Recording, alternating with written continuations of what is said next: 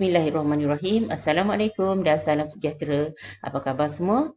Jom bersama-sama dengan cikgu kita pasak sejarah untuk kali ini, di mana pada hari ini kita akan masuk tentang bab 8 tingkatan 3, iaitu kebijaksanaan Raja dan Pembesar Melayu menangani cabaran Barat. Dan untuk sesi pada kali ini, fokus kita adalah tentang usaha Pembesar Melayu dalam pemodenan negeri.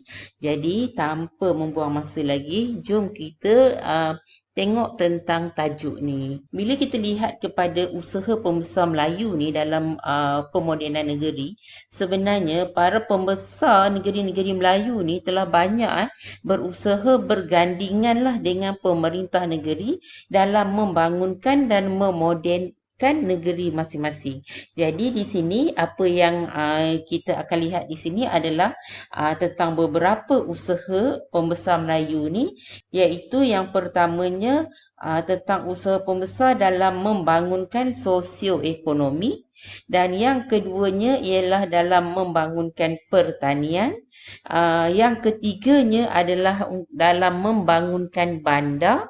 Usaha yang berikutnya pemodenan dalam pentadbiran dan pendidikan, dan kemudiannya kita boleh lihat kepada ahli dalam Majlis Mesyuarat Persekutuan, dan yang akhir sekali tentang kepimpinan tempatan di Sarawak dan Sabah. Jadi itu yang akan kita sentuh mengenai tajuk pada hari ini. Awal ni kita lihat dulu yang pertama, iaitu pembangunan sosioekonomi.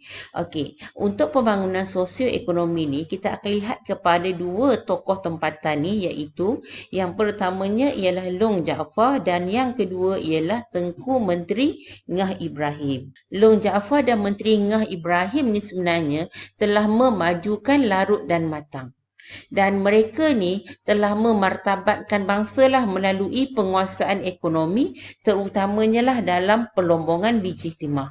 Okey, kita pergi dulu kepada Long Jaafar.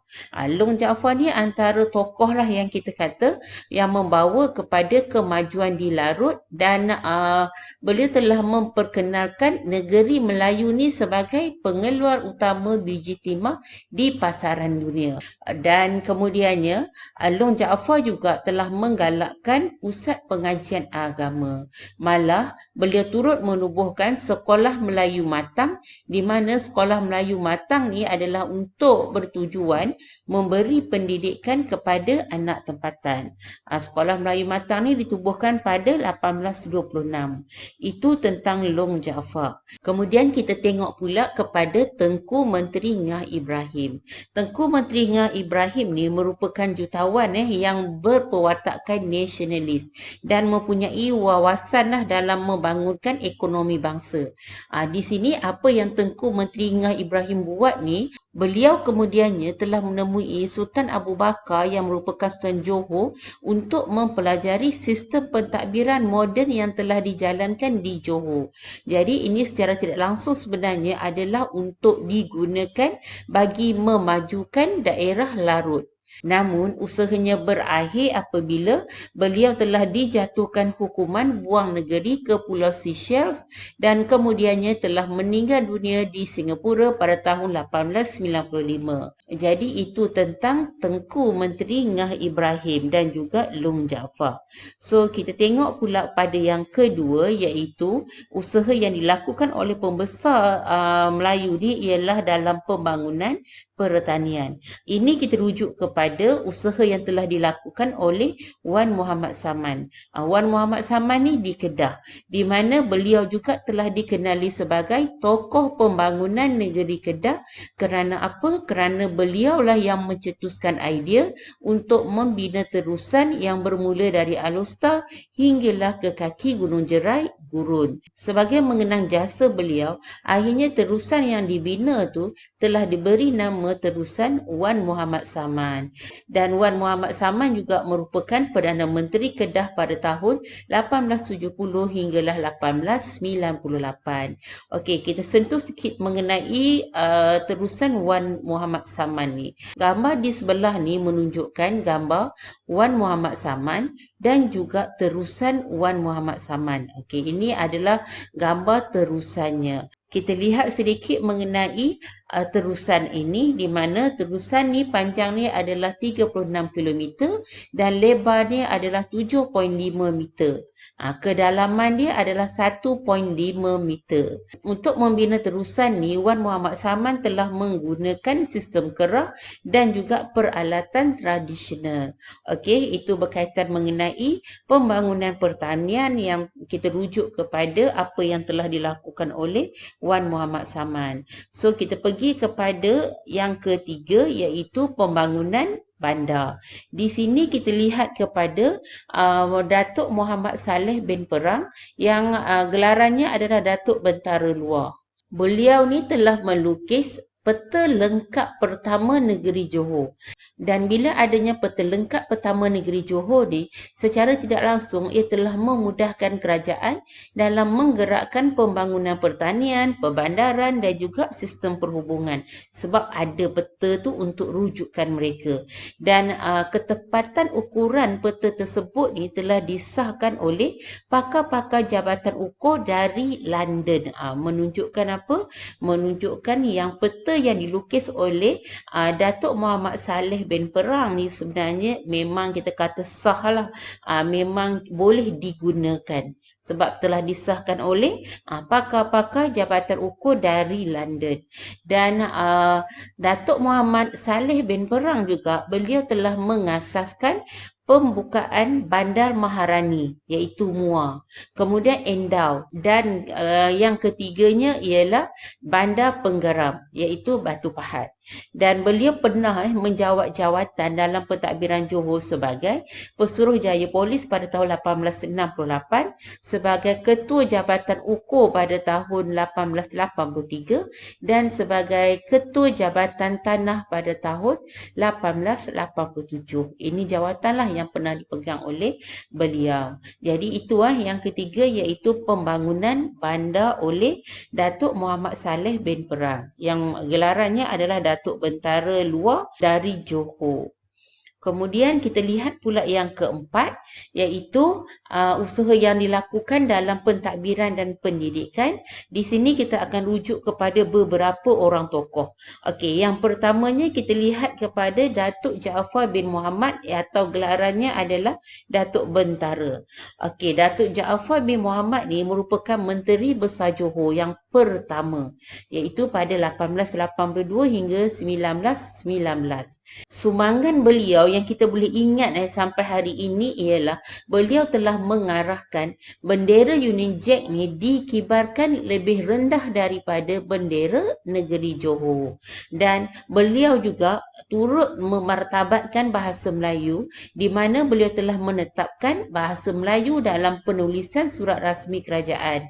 Malah beliau juga turut mewajibkan pegawai British yang berkhidmat di Johor ni mesti memakai pakaian rasmi kerajaan Johor. Jadi ini apa yang telah dilakukan oleh Datuk Jaafar bin Muhammad di Johor. Dan kemudian kita lihat pula tokoh kita yang kedua, iaitu Datuk Abdul Rahman bin Anda. Datuk Abdul Rahman bin Anda ni dari Johor juga, iaitu dengan gelarannya Datuk Seri Ahmadiraja.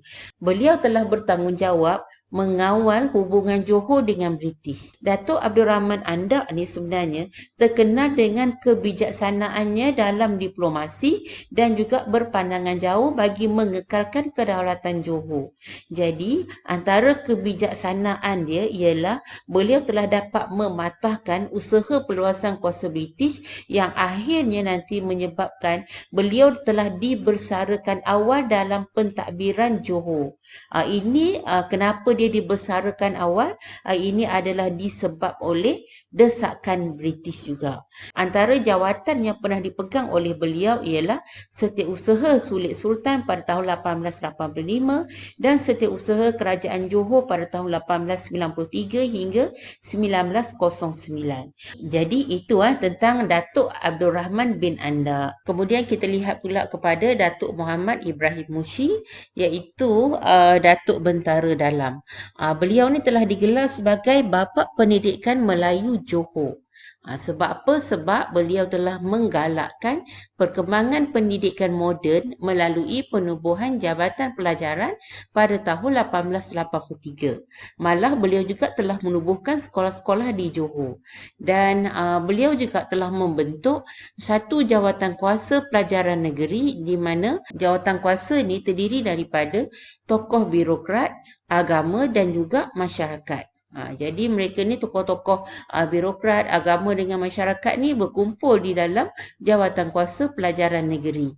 Malah beliau juga telah mendesak diwartakan pelajaran wajib kepada kanak-kanak Johor. Dan beliau telah memegang jawatan sebagai Ketua Jabatan Pelajaran Johor yang pertama pada tahun 1883. Typo sikit di sini, memegang jawatan.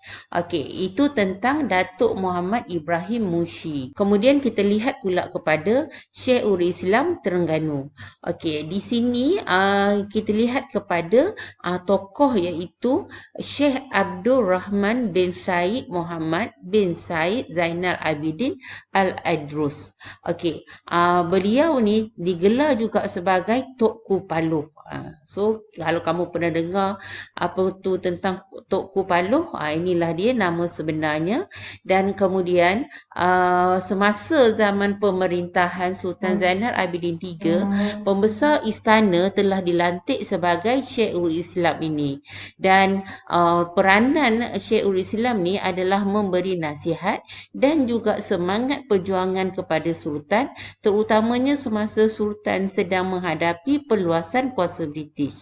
Malah Syekhul Islam di Terengganu ni juga terlibat dalam penggubalan undang-undang diri bagi kerajaan Terengganu. Okey, itu tentang Syekhul Islam di Terengganu. Jadi kita tengok kepada yang berikutnya, usaha yang telah dilakukan oleh pembesar Melayu kita iaitu sebagai ahli dalam Majlis Mesyuarat Persekutuan. Okey, di sini yang menjadi ahli dalam Majlis Mesyuarat Persekutuan ni terdiri daripada golongan bangsawan. Di mana mereka ni lah yang dilantik sebagai ahli Majlis Mesyuarat Persekutuan ni. Dan mereka juga telah menuntut supaya pembentukan Regimen Askar Melayu diraja. Ini adalah untuk menjaga keselamatan bangsa. Malah beliau juga telah mendesak British supaya membuka lebih banyak lagi lah peluang pekerjaan kepada anak-anak watan, khususnya dalam perkhidmatan awam.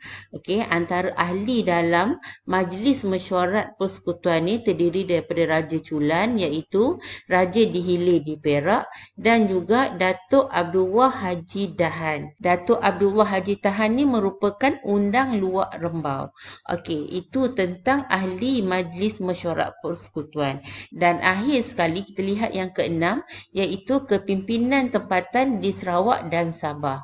Ini kita akan rujuk kepada dua tokoh iaitu yang pertamanya tokoh dari Sarawak iaitu Datuk Hakim Imam Abang Haji Mursyidi dan kemudiannya tokoh daripada Sabah iaitu orang kaya-kaya Haji Muhammad Arsyad. So sekarang kita lihat dulu tentang Datuk Hakim Imam Abang Haji Mursyidi.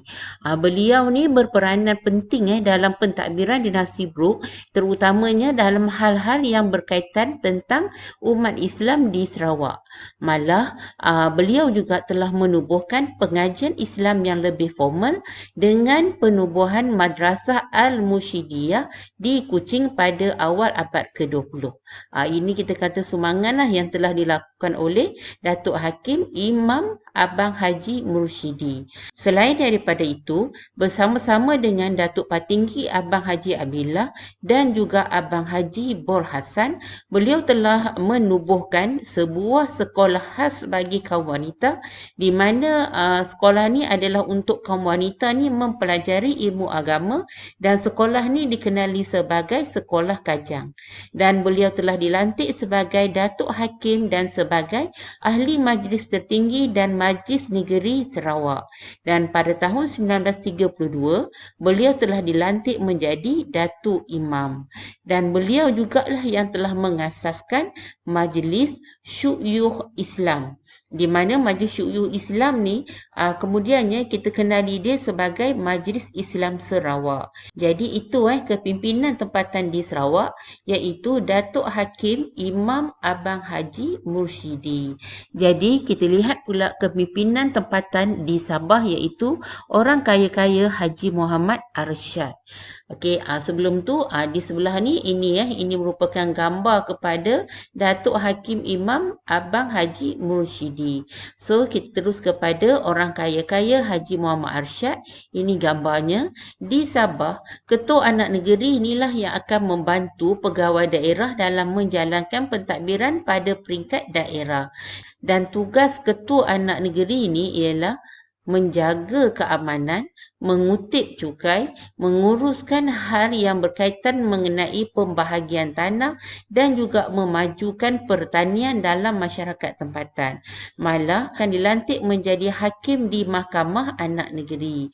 Kes yang akan dikendalikan adalah kes yang berkaitan mengenai adat dan syariah. Jadi itu yang telah dimainkan oleh orang kaya-kaya Haji Muhammad Arsyad. Dengan itu selesailah apa yang cikgu dah terangkan mengenai tajuk ni. Cikgu harap apa yang cikgu terangkan ni kamu dapat manfaat daripada sini dan dapat menguasai tajuk ni dengan baik dan dapat membantu kamu dalam menguasai tajuk ni. Jadi sekian dahulu daripada cikgu. Semoga usaha kita diberkati dan kejayaan milik kita semua. Berjumpa lagi kita dalam sesi video yang berikutnya. Sekian, terima kasih. Bye.